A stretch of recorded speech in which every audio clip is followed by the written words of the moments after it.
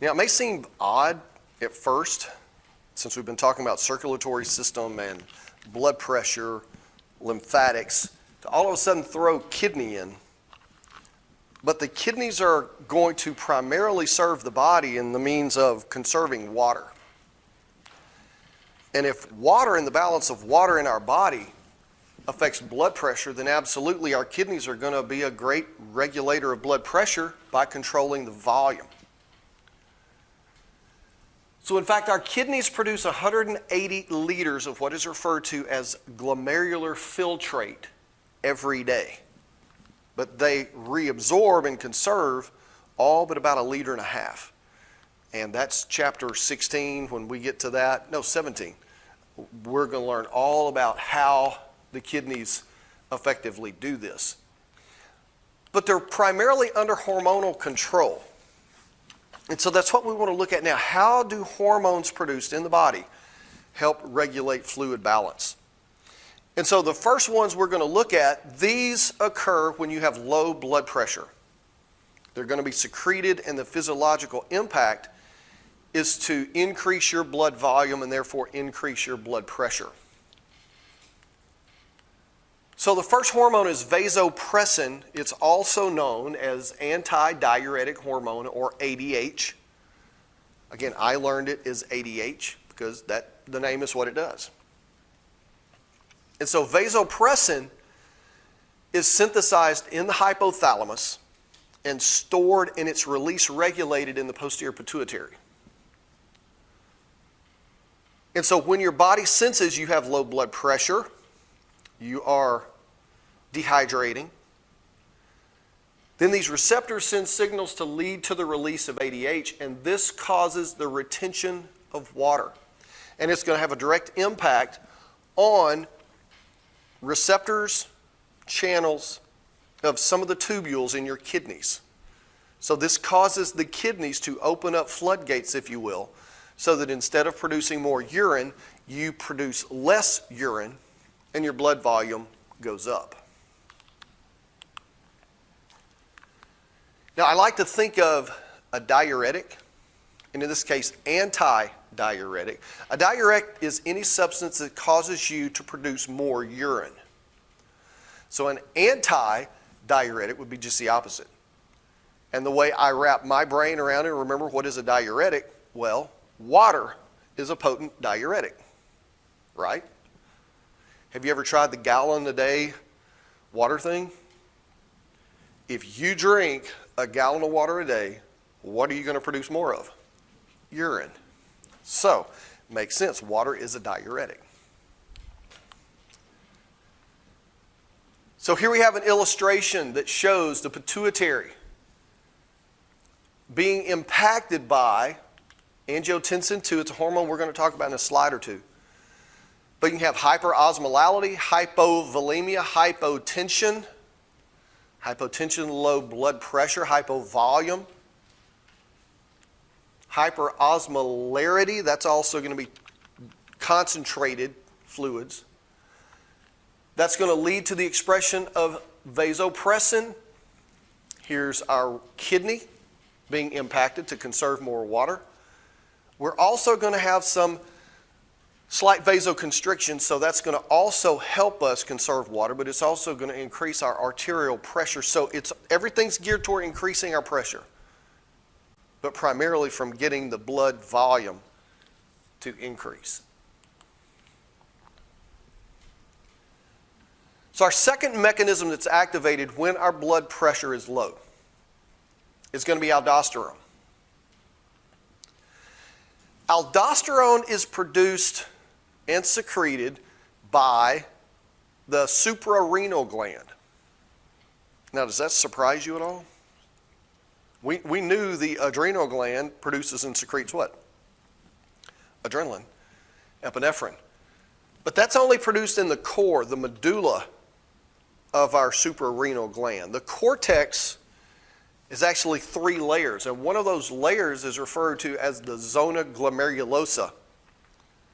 And in the zona glomerulosa, those cells produce mineralocorticoids, not the least of which are going to be aldosterone. Aldosterone acts with tubules of the kidney, and we will see to exactly their mode of action in chapter 17. But this is going to cause the retention of water. And as you retain water, you're going to increase your blood pressure. Now, in this sort of complex illustration, we can see aldosterone being absorbed by the tubule cells in the kidneys. And what I want to draw to your attention is on the left-hand side, this is the lumen of our tubule. This is fluid, the filtrate, that's on its way to becoming urine.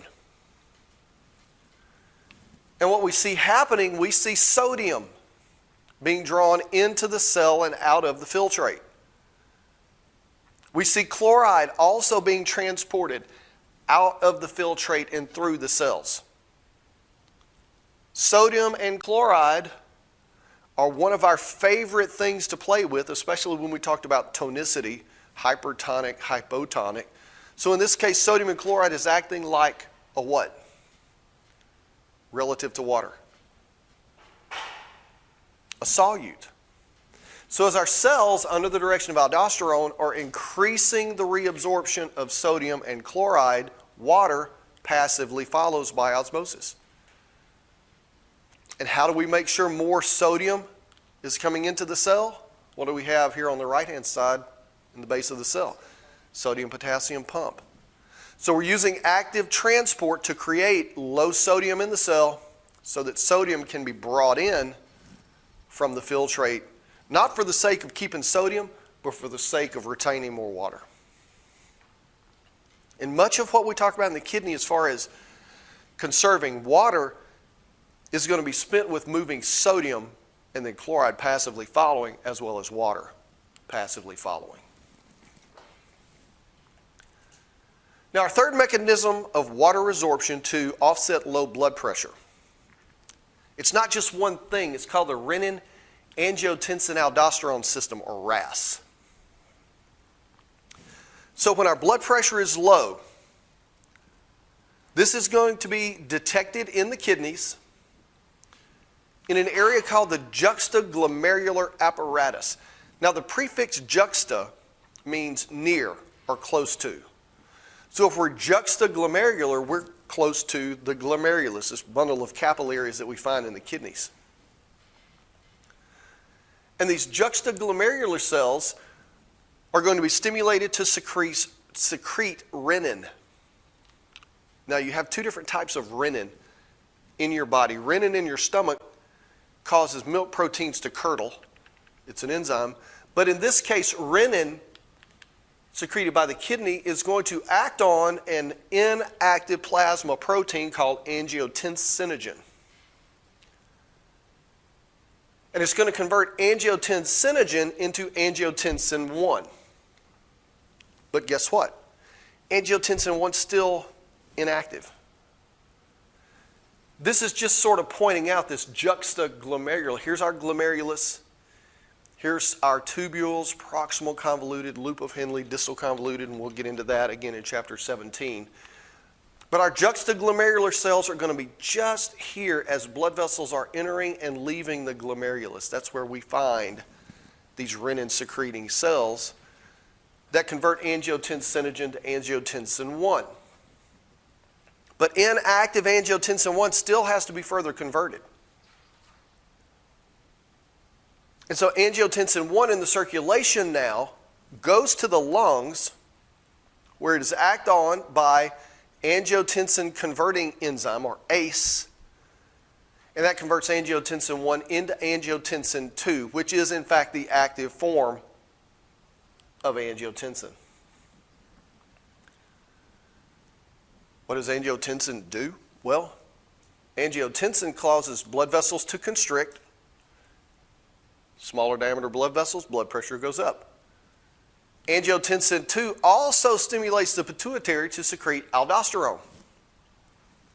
Sorry, aldosterone secreted from the adrenal cortex, not ADH.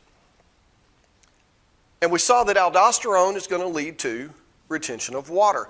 Aldosterone also makes you thirsty, right? Isn't that one great way to increase your fluid volume?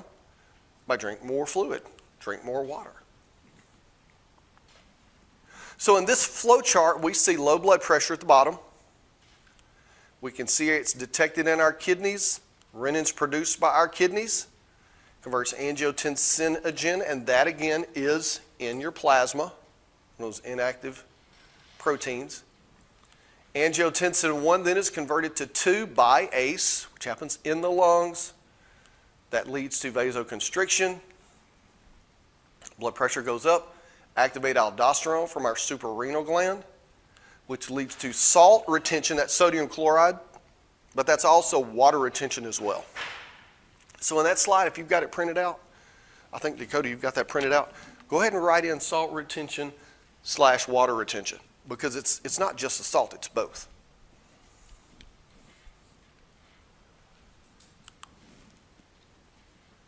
Now, this is one of those big, full functional, full information slides that shows what's happening in the kidney with renin. There's angiotensinogen. Like many of our plasma proteins, it's produced in the liver. So there we have aldosterone. We've got ADH even being considered here in the pituitary gland. So all of these factors happening, all to the point of when your blood pressure drops and is low, these activities are going to happen to stimulate the mechanisms to get your blood volume up and to get your blood pressure up.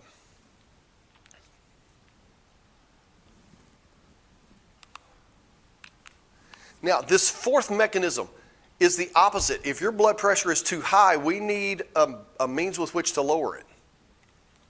And one way that you can lower your blood pressure, other than dilating vessels, is to get rid of the fluid.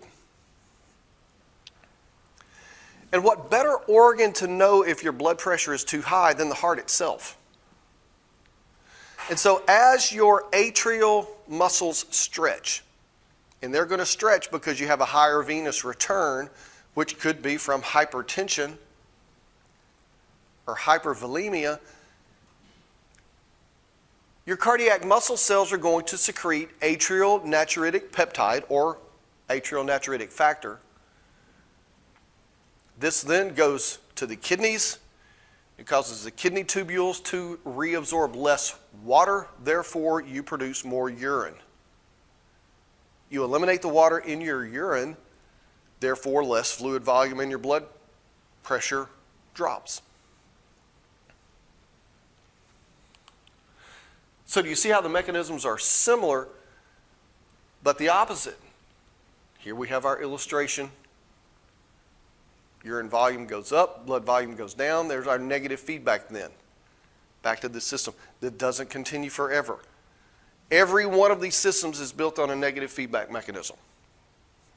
Because your water balance, your hemodynamics, your blood pressure are super critical.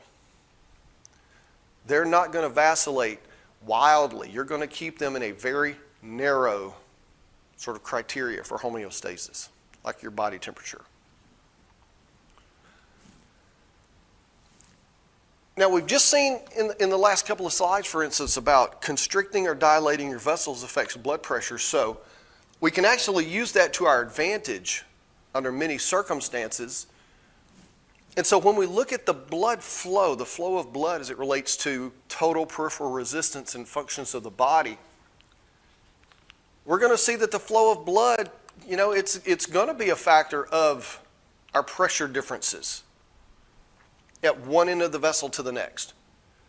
And we can think of the pressure difference from the aorta as blood just leaves the heart to the right atria as blood's just getting back. That's going to be the difference that drives our blood around the body. And that pressure difference, or the pressure head, is largely going to be our mean arterial pressure. And that's going to be in the neighborhood of 100 millimeters of mercury. How do we get this mean arterial pressure of 100? Well, what's the average of 120 and 80? 100. So it's the average of our systolic and diastolic pressures.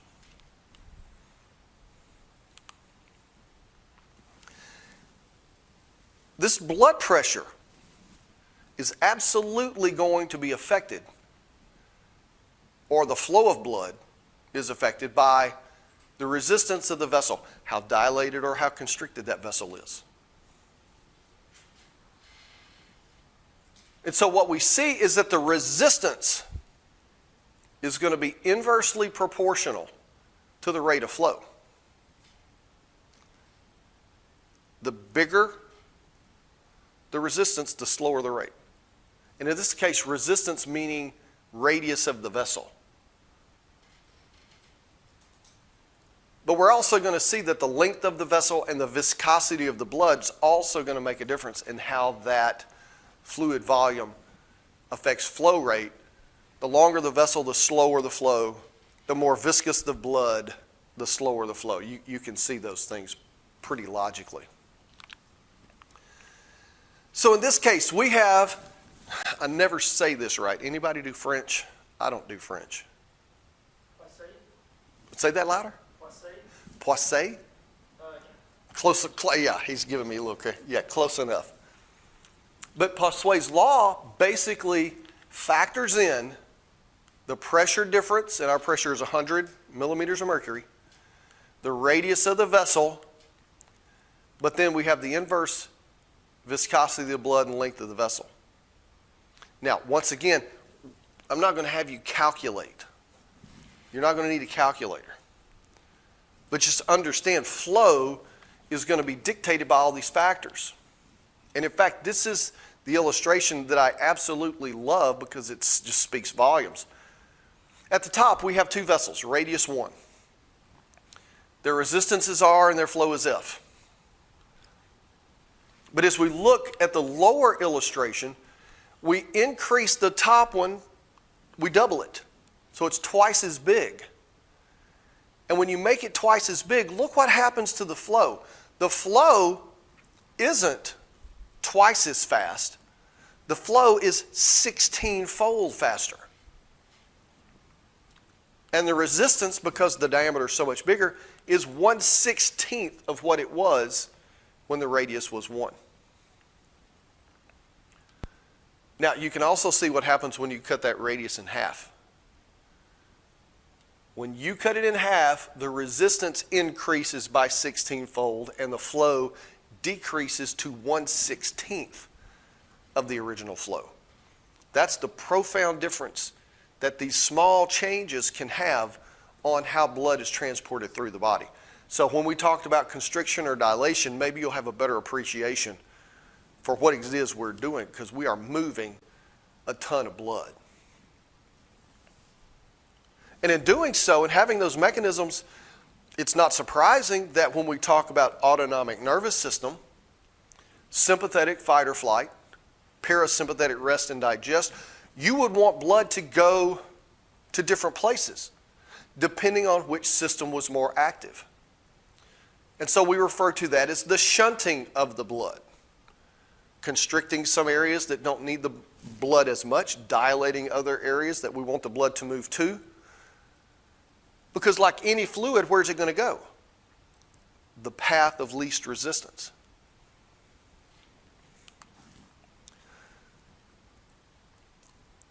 So the regulation of our constriction dilation is very complex. There are many factors that can do that. And so here we look at the extrinsic regulation.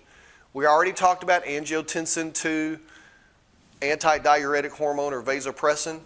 Those are going to be vasoconstrictors.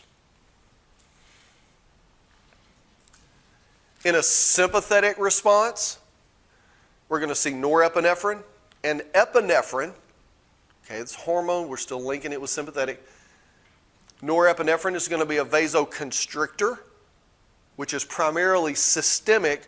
Most blood vessels in your body are going to constrict in a sympathetic response, but we're going to see that epinephrine is going to vasodilate your heart. And we're going to see the blood vessels that go to your skeletal muscles, which are going to be cholinergic. They're also going to vasodilate, because when you're in a sympathetic fight or flight, your skeletal muscles and your heart have to be ready for a high level of activity. not your stomach, not your skin. Those are going to be the ones we vasoconstrict. Now, in a parasympathetic response, again, mediated by acetylcholine, we're going to vasodilate the vessels going to our GI tract, because that's the only system that's really active at night, is what we need to digest that raisin bran that we just ate before we went to bed. Not that I'm telling on myself or anything. Now, further extrinsic regulators, nitric oxide. You remember we talked about nitric oxide? We talked about endothelial cells and clotting. Well, nitric oxide is produced by endothelial cells and it leads to vasodilation, which explains a lot after being a kid and watching all these horror movies. And all these movies usually had old guys that would have heart attacks, and they would try to get in that little silver vial to put a pill under their tongue, but they'd be shaking so bad they would spill them and die, you know. The nitroglycerin tablets, because they were having a heart attack. I always wondered, why are they putting nitroglycerin in their mouth? Because the only nitroglycerin I really knew about was Bugs Bunny and the Roadrunner, and how the coyote was always trying to blow up the Roadrunner with nitroglycerin. I thought it was an explosive. But in this case, the small nitroglycerin tablets, when you put them under your tongue, they are going to quickly get converted into nitric oxide. You put it under the tongue because you have a high concentration of capillaries close to the skin, so it can absorb the nitroglycerin readily, convert it into nitric oxide to dilate your blood vessels. But when the nitric oxide gets in your blood vessels under your tongue, which blood vessels are going to be dilated? Because it's going all over your body. All of them. But do you care if all the blood vessels in your body are dilating? No, you just need your coronary blood vessels to dilate. Because if they don't dilate, you're having a heart attack, you're about to die anyway. So that's how that works with the nitroglycerin. And it's all about the vasodilation. Bradykinin, endothelin-1, again, from endothelial cells. Bradykinin leads to vasodilation and endothelial-1 vasoconstriction. So a number of factors can make those smooth muscles of the vessels go either way.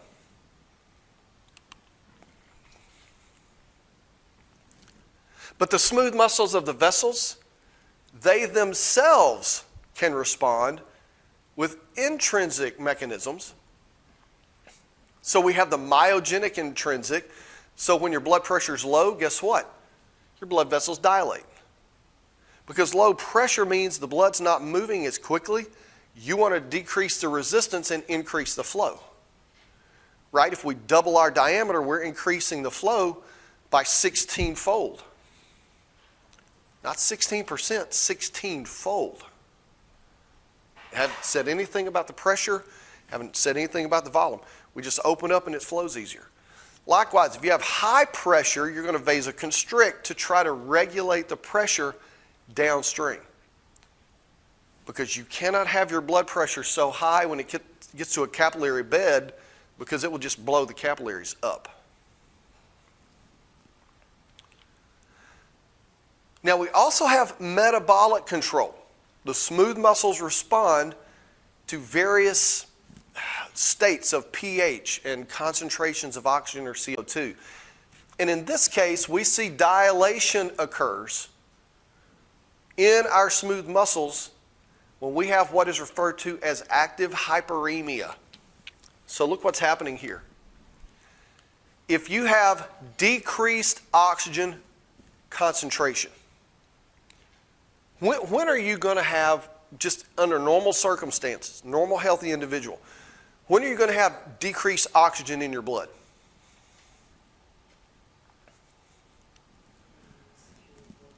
If you're working out or if you're running from something that's trying to eat you. Okay? Sympathetic fight or flight. So if you have decreased oxygen, does it not stand to reason that you're going to have increased CO2? You're burning the oxygen, making CO2. Well, when you have increased CO2, we're going to see that CO2 is rapidly converted in your bloodstream into carbonic acid. What does acid usually do to your pH? Lowers pH. So you're going to see a decrease in blood and tissue pH. And then consequently, you're going to see the release of adenosine or potassium. Potassium is going to be that ion that's largely present to offset lower pH. When any of these things occur, and principally it's going to be that lower pH. Cells are very sensitive to pH. When you have that lower pH, it's as if your smooth muscles are going, wow, our pH is lowering. That means we've got too much CO2 and not enough oxygen. We need to dilate. We need more blood getting in here and bringing the oxygen in. And so the blood vessels, the smooth muscle bands around those blood vessels, just intrinsically vasodilate to get more blood in, to get more oxygen to the cells.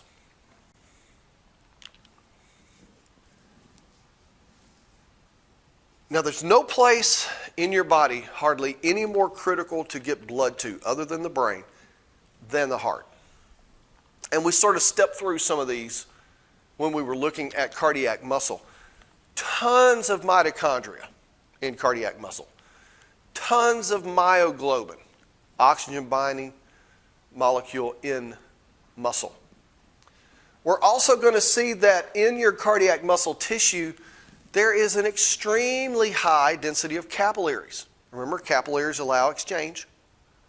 10 times more in cardiac muscle than in skeletal muscle. But what we see is during exercise, normally we have this about 80 mils of blood coming to the heart. We may increase that to 400 mils per minute because the heart is going to be working harder, and the heart essentially is going to demand oxygen. If it doesn't get oxygen, it's going to die. The myocardial cells are just going to die.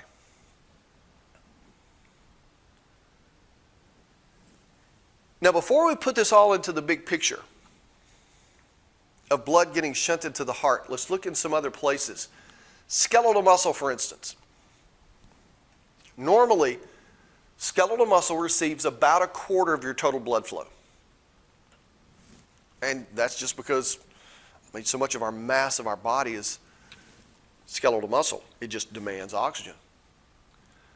But when we start exercising, your skeletal muscles may receive 85% of that blood flow. That's a huge jump. From a quarter to over 3/4 of the blood. I mean, we're 85%. We're almost using 90% of our blood flow just to provide our muscles.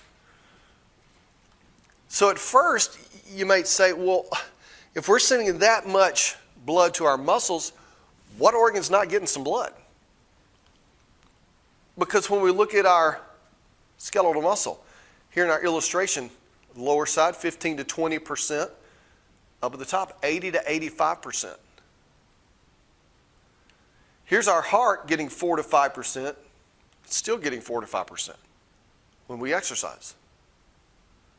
Look at our brain, 15%, and that goes down to 3 to 4%. Is that a reason why you get lightheaded sometimes when you work out? Am I trying to trick you? Yeah. Because we're looking at percentages, and this is another sort of small lesson in being critical of the data. Don't just jump to conclusions. Because here, when we're at rest, we're talking 15% of 5 liters per minute. During exercise, your heart can move 25 liters per minute. So the brain's probably getting the same amount of blood flow. Brain's not going to be working too terribly much harder than it is most of the time anyway. But your skeletal muscles are. But notice something interesting at rest. Your skin is getting 4 to 5%. How much is your skin getting? None. Largely, the blood gets shut off to your skin. And by the way, your skin's the largest of your organs, you realize. A ton of blood goes out to your skin. A lot of heat gets radiated in your skin. It takes a lot of blood to go to your skin. So by shunting the blood from the skin to your critical organs, you leave the skin with just enough to keep it alive, but you send that blood to other places that is going to be needed to keep your whole body alive. So this is what we were just talking about, the increase in cardiac output from 5 liters to 25 liters. Now, your stroke volume is going to increase because you're going to have greater venous return. So that 60% stroke volume with each contraction, as you have greater venous return, you're going to eject a higher percentage. But during intense exercise, that ejection fraction may go from 60% to 90%. So you're returning more blood and you're contracting harder to eject even more. So that's all going to lead to that 5-fold increase in our output. And so here, the diversion away from the viscera and the skin. Our GI tract, because we're not in a parasympathetic response, but our skin. Our skin's going to hardly receive anything more than just to keep the cells alive. And we're certainly not going to radiate a lot of heat. We're not going to lose a lot of that body temperature through our skin because of how little blood is actually flowing. And in fact, the blood's going to stay more or less in the deeper part of our skin. It's not going to radiate up close to our epidermis because of structures that we know called arteriovenous anastomoses.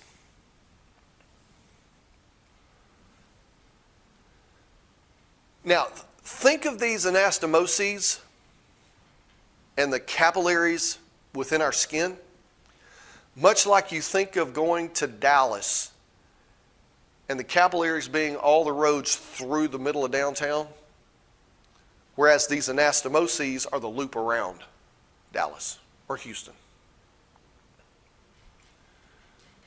Because as blood is flowing, we shift from 20 milliliters per minute to when these loops are as open as they can be, down to 3, maybe 4 liters per minute. We increase our output by 5. We decrease our input to our muscles, our skin and our viscera by a factor of 5.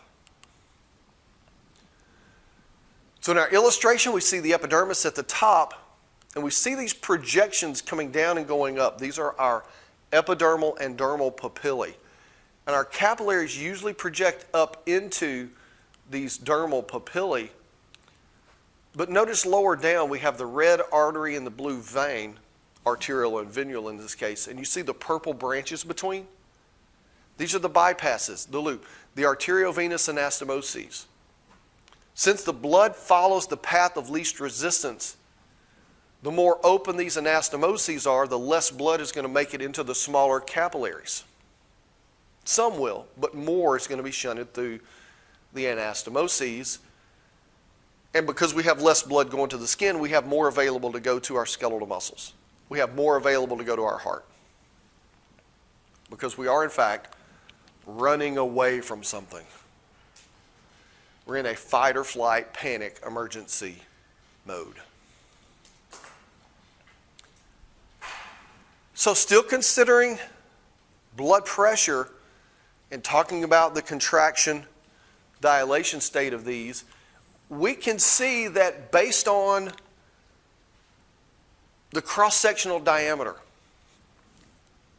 we're going to see that capillaries play the biggest role in reducing our blood pressure, as that high-pressure arterial blood makes it into these smaller and smaller diameter vessels. The resistance is going to increase and increase until in our capillaries we've got red blood cells moving single file. And our blood pressure cannot exceed a certain point. And our capillaries also, remember, where we're leaking out a lot of fluid and not necessarily returning it all. All of that's going to have an impact on our blood pressure. So again, to remind ourselves, blood pressure, a factor of cardiac rate, a factor of stroke volume, and our total peripheral resistance. We've been talking more in the last couple of slides about our total peripheral resistance. But here we have a graph of our blood pressure. We see our left ventricle. And this is really cool. Our left ventricular pressure goes from 0 to 120. Back to 0 to 120. Remember, 120 is systole. 0 would be at the peak of diastole. But once the blood moves into our large arteries, we get the 120 systole, but our diastolic is 80. Why does our diastolic stay at 80 in our large vessels and not drop back to 0 like it does in the ventricle? One very important set of valves, the semilunar valves. The semilunar valves close to keep that approximate 80 millimeters of mercury pressure. That's going to change with age. It changes from, person to person, physical conditioning, but that's why our diastolic doesn't drop down to 0. Now, as you can see with our small arteries and arterioles, that's going to be a pretty steep slope, increasing our resistance with smaller vessels, slowing the flow until we get to our exchange vessels, the capillaries. Now, our capillaries, we're getting fairly close to 0. I mean, we're getting extremely low. And what's interesting is if you look at the cross-sectional area of our blood vessels, most people would probably say, which cross-sectional area is largest? Your arteries, your veins, or your capillaries? Well, most people would probably say veins, because we talked about how larger in diameter they are, how stretchy. But when you add all the capillaries together, even though each one is small, capillaries have an overwhelming majority of surface area than do either our arteries or veins or either combined. And that's why they have such a huge impact on our pressure. So we talked that based on your pressure, based on the pH, your vessels can respond, your adrenal gland, your pituitary gland can secrete hormones. Well, part of this is going to involve baroreceptors, pressure receptors. And our two baroreceptors are the aortic sinus, and the name says where it is, and the carotid sinus, which is going to be in your common carotid, about where the internal splits off. And these are going to stretch, and as they stretch, they're going to activate their sensory neurons to signal the vasomotor control center in your brain and the cardiac control center of the brain. These are in the medulla. And these are going to control total peripheral resistance and cardiac rate. So if your blood pressure is too high or too low, these are going to register on our baroreceptors. Our central nervous system is going to coordinate a response. So here we see this sort of enlarged place, and you can see one over here as well on right and left. Just at the beginning of the aortic arch, as we're exiting the ventricle, that's going to be our aortic sinus. And there's our carotid sinus, as our common carotid and internal carotid are beginning to branch.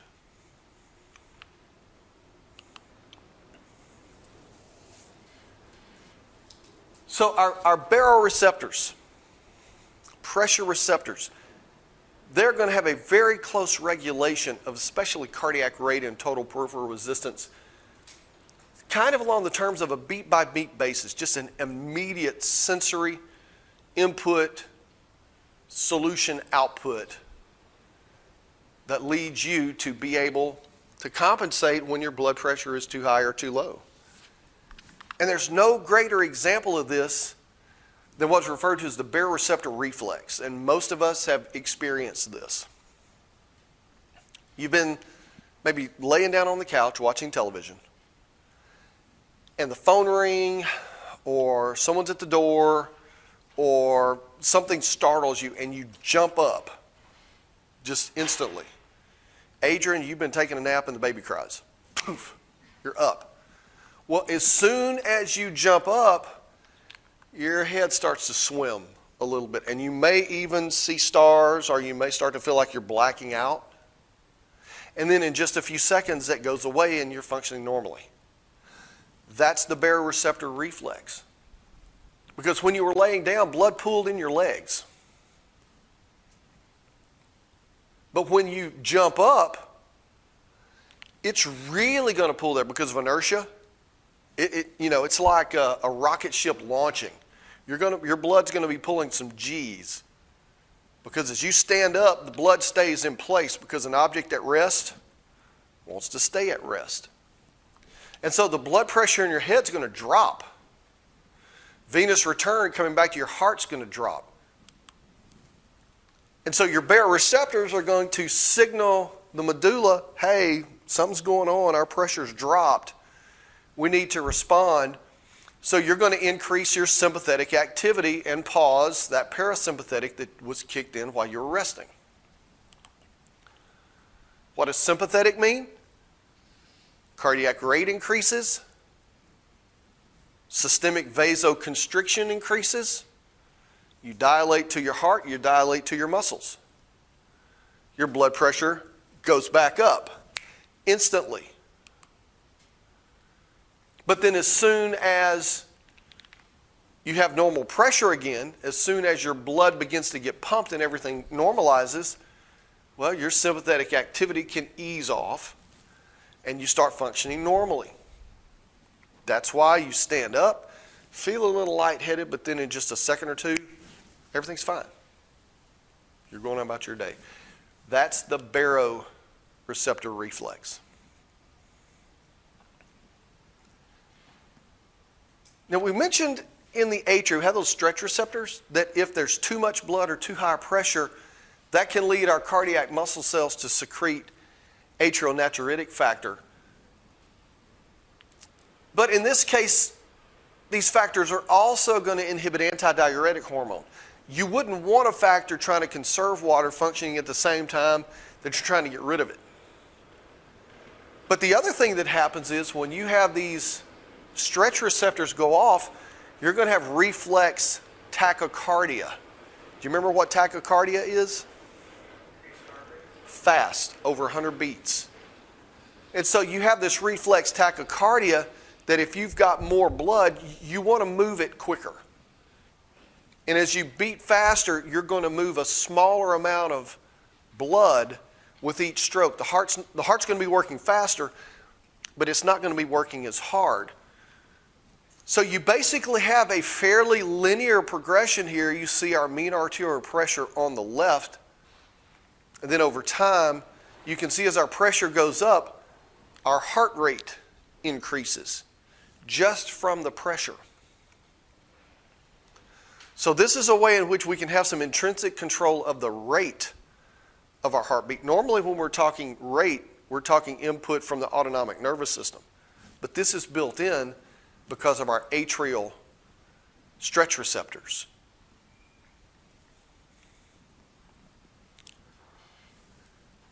Now, if we're talking about blood pressure, we have to talk about measuring blood pressure, right? And here's one of my favorite biology terms, second only to this little muscle that you learn in comparative anatomy called caudopuboischiotibitalis. It's like 4 words they just slam together, and you had to learn how to spell it back in the day. Sphygmomanometer. And we've all got to experience the sphygmomanometer. This is the blood pressure cuff. Measuring your blood pressure is said to be an auscultatory method, which essentially means you constrict the vessels so the blood stops flowing. And if you've had a blood pressure cuff fully inflated on you that's uncomfortable, you won't forget that. It's really cutting off the circulation. It's like a tourniquet. Now, blood flows in a fairly smooth manner. It's called laminar flow. If you've ever seen a stream that doesn't have any rocks, doesn't have any sticks, the water is just glass, smooth. That's the blood flow in your vessels, including your brachial artery out in your arm. And as that blood flows, it doesn't make any sounds because there's no turbulence. But as you constrict the blood flow so that the blood stops flowing, and then slowly begin to release the pressure, you're going to hear sounds of the blood beginning to flow again, of the turbulent flow of blood, until you release all the pressure that is lower than your diastolic, which means the blood vessel is completely open. Now the blood returns to a laminar flow and you don't hear anything. And these sounds that you listen for are called Korotkov sounds. Dr. Korotkov, I guess, was the first one to identify these. And so when you look at the auscultatory method, you put the blood pressure cuff on, it squeezes down so that you completely stop the flow of blood. You hear nothing. And usually they put a lot of pressure on to start easing it back. And so as they ease it back, they're going to, again, start to hear something. Some call it a thumping, a clicking, a muted sound. Basically, you're listening for sound. And when you start with silence, and as the pressure drops, when you first hear that first sound, that is going to be your systolic pressure. Now you keep listening for these sounds, and again, they describe them differently. I've never listened to blood pressure sounds, so I don't know. But you keep listening to these sounds until the very last sound you hear, and then silence, that's going to be your diastolic pressure. I've never heard silence described as a sound, but the absence of sounds, that's your diastolic pressure. So in this chart, it just shows the pressure. You have it high enough that it stops. First sound, again, is your systolic. Silence is your diastolic. Now, it does show here at the bottom relative intensity of sound, so that kind of supports, Adrian, what you were saying, that at first it's going to be really, really quiet. And then when you hear the rapid drop-off at the end, that's going to be your diastolic. Now, this is not something that's so intuitive. When you look at hypertension, which goes up more, your systolic or your diastolic? Well, when you're just undergoing your physical activity and your blood pressure is increasing because you've got this increased cardiac output, well, it makes sense, yeah, your systolic's going to go up. But when we're talking about clinical hypertension, we're going to see that really it's going to be the diastolic more than the systolic that you really have to worry about. So we start with 120/80. Yeah, you may get like 200/100. If you ever get up to 200, you better be seeing a doctor. I'm just saying, if he gets that high, that's crazy high. But when that diastolic number is pushing 100 plus, that's when the doctor's going to start to take notice and get worried. If you have like 150/110, yeah, they're not sweating the 150 so bad, but they would be sweating that 110.